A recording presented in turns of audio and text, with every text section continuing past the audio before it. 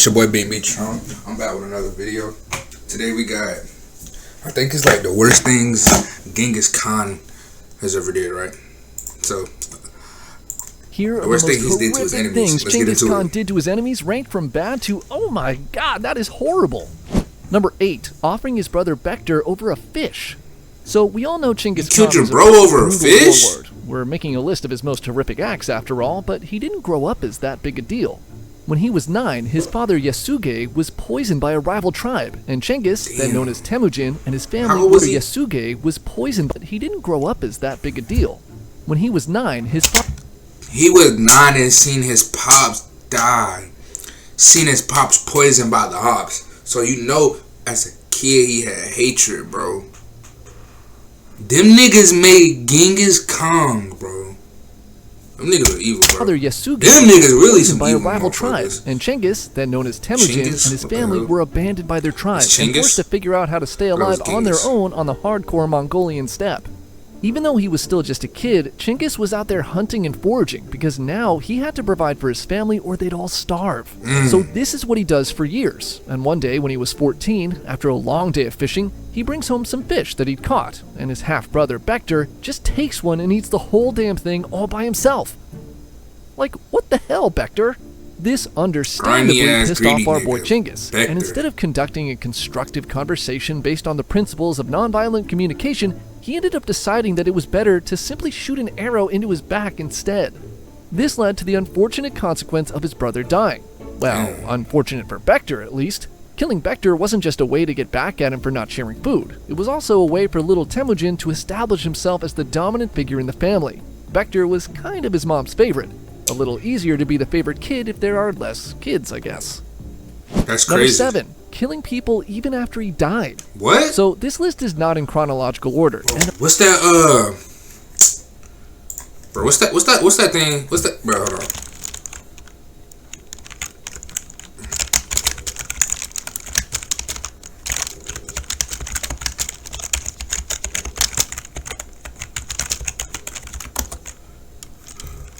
Hold on. Once in the match, kill an enemy after you die 3 or more times. No. Hell no, not this one.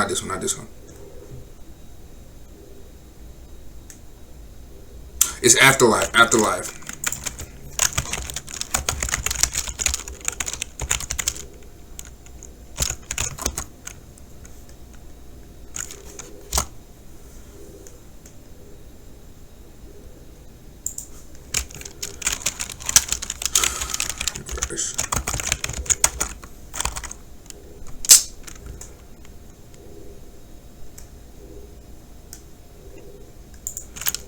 Bro, oh my gosh.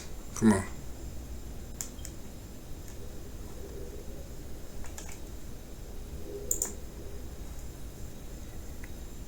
Talk to me nice.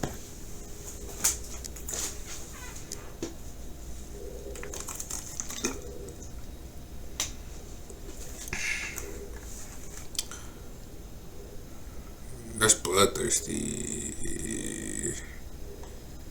The afterlife.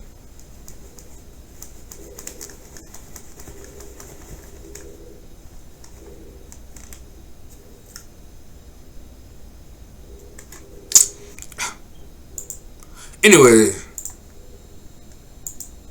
it's called Afterlife. a That's lot this happened movie, between the arrow incident with Bektir and Genghis Khan's death. In 1227, his empire stretched from the Pacific Ocean to the Caspian Sea. But on his deathbed, at the age of 65, he gave his final orders on how his body will be buried after he passed away. He wanted to be remembered as a god, and for that to work, he needed to make sure his corpse was never found. He ordered servants to carry his corpse into the wilderness so that nobody would notice. If anyone saw them as they were walking, they would instantly be killed. While some of his men went to bury his body, some soldiers remained at a distance standing guard. There are some legends that after burying his body, Genghis's men went as far as diverting an entire river to make sure nobody would find his tomb. These guys really took their job seriously. Anyways, when they came back from burying Genghis's body, they were all immediately executed by the soldiers standing by. Nothing personal or anything, but Genghis said, "No witnesses, so sorry, dude." That's According wild. to some stories, the soldiers then ended their own lives to make sure the tomb's location was never leaked. But other stories say that these soldiers were all executed when they got back by another group of soldiers who were waiting for them. In any case, anyone who was involved with the burial of Genghis Khan died just shortly after he did. So even after he was dead, Genghis was still personally killing more people. Number 6. Inalchuk's punishment. Ever heard of the Khwarezmian Empire? It was a pretty big deal back in the day. In 1218, Genghis Khan sent a caravan of around 450 men to a city called Otrar, bringing gold and various goods, hoping to establish a peaceful trade relationship. Pretty easy way to get on Cengiz's good side, except the governor of the city named Inalchuk thought this was a spy mission. So naturally, he started an investigation while the 450 men awaited trial. Oh wait, no, he executed the entire caravan and gave the goods to his friends in another city. If his half-brother eating a whole fish angered Genghis Khan, just imagine how he must have felt then. After a failed diplomatic mission, which resulted in another one of his diplomats getting killed by the Khwarezmians, Genghis Khan took a business trip out of Mongolia and completely decimated their entire empire. We're not talking about some little tribe here. Look at their map. Some estimates say about 10 million people died. Take a look of all that's left of Otrar. But that's not the horrible thing we're focusing on here, because any maniac can kill 10 million people, and we'll get to more things he did in Khwarezmia later in the list. For now, let's stick to Otrar and talk about what he did to Inalchuk, who was captured alive. After the regular, boring torture, Inalchuk is brought in front of Genghis, and as punishment for his greed, he orders his men to pour molten silver onto Inalchuk's eyes and face. It may have been into his ears, or his whole face, or his whole body depending on the story, but the point is that it was absolutely brutal. Number 5. Using human shields. Imagine how tough it must be to invade China back in 1211. At this time, the Mongols were still transitioning out of their nomadic horse-riding troublemaker phase to the empire-building phase, and they still hadn't figured out the whole siege warfare thing. When Genghis begins to invade territory in China that was controlled by the Jin dynasty, he's kinda stumped. These Chinese cities have huge walls with huge doors, and on top of that, they don't even let him in. Rude! The annoying defenders of these cities would also do things like shoot his men with arrows and plant booby traps and stuff. So, to minimize Mongol casualties, he came up with a brilliant idea: capturing civilians and prisoners of war to use as human shields, a tactic known as karash, meaning living boards. The Mongols would pillage surrounding towns and take prisoners to use as human shields. They would take these prisoners to the cities they were trying to siege and hide behind them as they were shot with arrows from the defenders. The prisoners being in the front of the line would also be the ones to walk into any traps that were intended for the Mongols. You might be thinking, human shields? That's not very original. But what made this extreme was Cengiz's shields weren't just men. He included women and children in there too. Imagine what it was like for the Jin soldiers in the city to have to shoot women who looked like their wife or mom. Sometimes the Mongols took this tactic even further. During sieges, they would force the captives to carry siege equipment towards the walls, knowing full well that they'd be the first to get hit by the defenders' arrows, bombs, and boiling oil. Yeah, pouring boiling oil on attackers was apparently normal back then.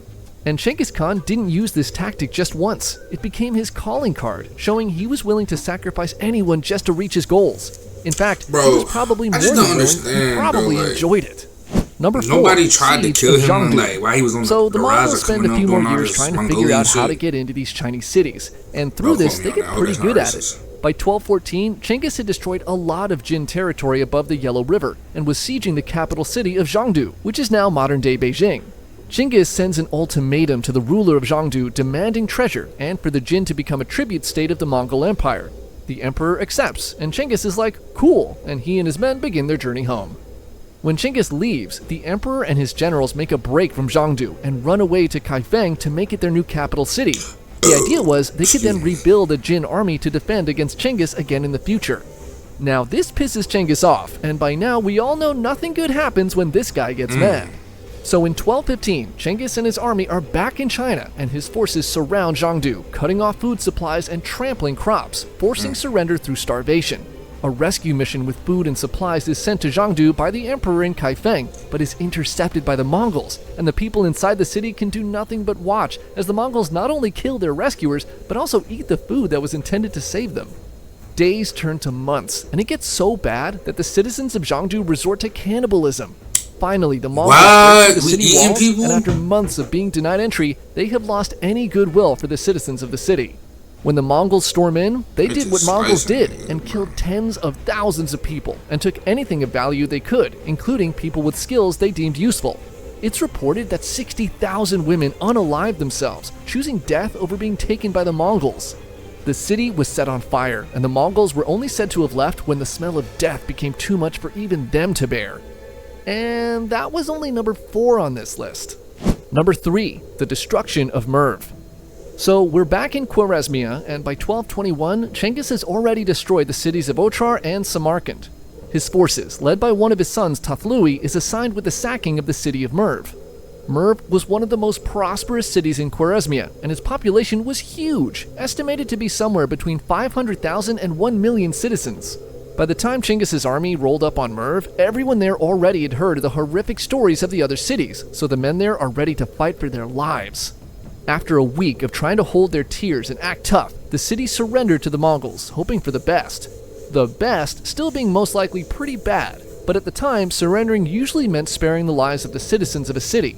Believing that the Great Khan would spare them, they willingly opened the gates and let the Mongols in. For real? But remember, Chengis's time in Khwarezmia wasn't about conquest, it was about revenge. So once the Mongols got inside Merv, they were like, yeah, best we can do is slaughtering your whole population. The Mongols rounded up every man, woman, and child in Merv. Some estimates put the number at over 700,000 people and brought them to the plains outside of the city. 700,000 people. So, like, okay, there's like 8 billion people alive in the world today, right? Let's think about back then. 700,000 people.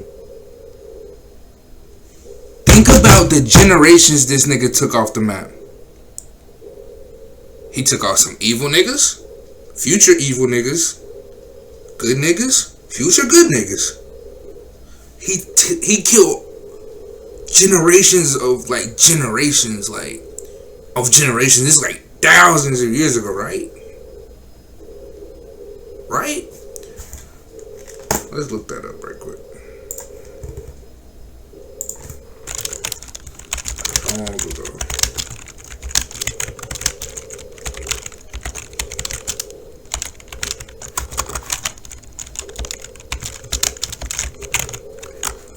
Dang, I can't type.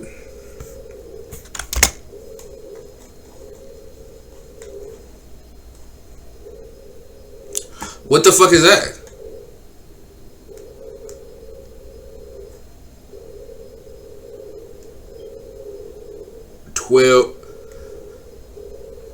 Twelve 27.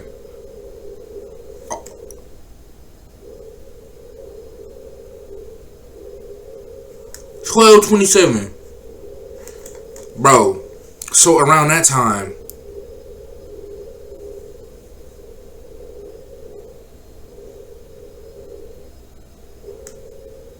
he was born with a blood clot in his hand, a sign of his destiny to rule. Oh no, the nigga was just evil. He was just wanting revenge, bro. They divided the people up into that groups nigga's and then evil, slaughtered bro. almost every single one of them. 700,000 people. He probably killed more. more. They then set fire to the entire city, and the once great city of Merv was wiped off the map. Oh, and the Mongols wanted to make sure the city would be gone forever, so they even destroyed the water systems, leaving the land barren so that recovery would be almost impossible. This is what it looks like today. Number 2, destruction of Nishapur. Okay, we're gonna stick in the same time period, and Genghis is still hard at work wiping Khwarezmia off the map after the disrespect he took personally in Ochar. In late 1220, Genghis sends his son-in-law, Tokushar, to siege a city called Nishapur. These guys had originally surrendered to 2 of Chengis's other sons, only to renege their loyalty shortly after when they heard that some other cities were giving the Mongols some trouble. So Tokushar is there leading his army, and the people of Nishapur are fighting back pretty aggressively. In the battle, someone from inside of Nishapur shoots Tokushar with an arrow and kills him. Word gets back to Genghis Khan and his daughter, and guess what? They were not happy. Genghis sends his son Tathlui, the guy who just slaughtered everyone in Merv, to go and teach the people in Nishapur a lesson. Killed his the brother, defenders of didn't he? Nishapur only last a few days once Tathlui gets there and he begins executing Chengis's orders. Every living thing in Nishapur, man, woman, child, livestock, dog, cat, you name it, is rounded up and taken to a field outside of the city. Tathlui and his men proceeded to kill every single living thing that once lived in the city, aside from a few hundred craftsmen that were spared and taken as slaves. The Mongols behead every single person and create Imagine you're along those along those people of the craftsmen, right? And you're just sitting here watching all these people die, and you're just like, what are they gonna do with us? They're killing all these people. What are they gonna do with us? What are they gonna do with us? Why are they not killing us? And then they spare you and keep you as slaves. Enormous piles of skulls, one fuck? of men and one for women and children. It's said that the blood ran so thick in the streets that it made the city a wasteland for years. Then, the entire city was then razed to the ground. Surprisingly, Nishapur was eventually rebuilt, and people actually still live there now in modern-day Iran. Number 1. Erasing the Tangut civilization. Man. Ever heard of the Tangut people? I don't know. Probably not, because Genghis Khan ordered their civilization to be completely erased. See, The Tangut people resided in what's now northwestern China, and while they were culturally similar to the Mongols and other steppe peoples, they'd come under the rulership of the Tang Chinese, and then set up their own kingdom in the 11th century called Western Xia. According to some stories, Genghis Khan, nearing the end of his life, gave the Tanguts one last chance to submit to him, which their king flat out rejected.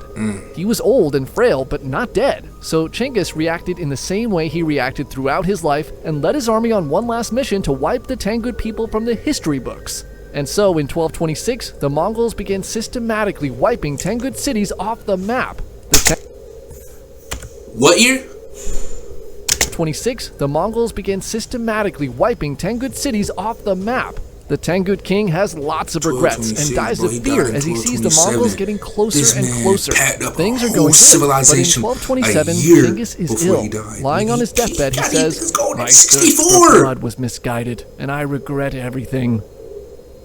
Nah, just kidding. He actually gave the final order for the total eradication of the Tanguts. In fact, he specifically told his sons, "I don't want anyone to ever mention them ever again, except if it's in a cool educational YouTube video." The Mongols were like, "Okay, sure, we'll obliterate the Tanguts for you. That's a perfectly reasonable wish." Not knowing what's going on with Genghis, the new Tangut king, who replaced the last guy who died, showed up shortly after bringing gifts and trying to surrender. The Mongols make him wait outside of Genghis's tent for 3 days before killing him. Too little, too late, I guess. With the sack of the Tangut capital city, the Mongols burned historical records, erasing much of the Tanguts' written history. Unique Tangut architecture was demolished. The Tangut language and script stopped being used, and to this day there are barely any remnants of it. They left some survivors, but they were forcibly relocated across the Mongol Empire and China. As they did so, they assimilated, which further led to the near extinction of the Tangut identity. According to historian John Mann, the eradication of the Tangut people may be the first ever recorded example of attempted genocide. Oof, What the that got fuck? dark, This didn't nigga it? is insane, bro. What? Anyways, it's your boy Binkbetrim. Shout out to Serious History. I'm gonna catch y'all boys in another video. Alright, see y'all boys. Y'all boys like, comment, subscribe. You know, tune in to my TikTok, my Twitch, everything. Binkbetrim, you feel me? Everything. See ya.